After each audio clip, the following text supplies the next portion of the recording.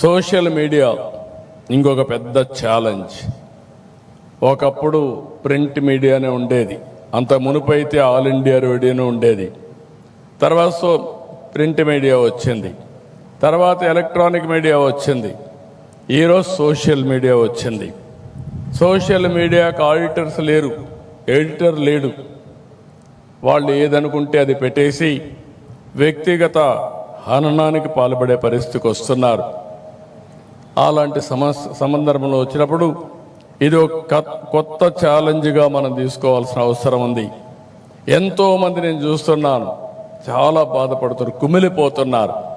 అలాంటి పరిస్థితులు కూడా వస్తున్నాయి.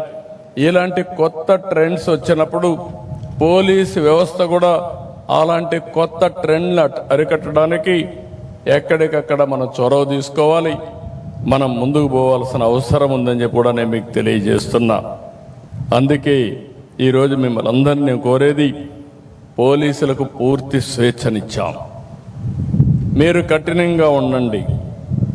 లా అండ్ ఆర్డర్ కంటే ఏది ముఖ్యం కాదు.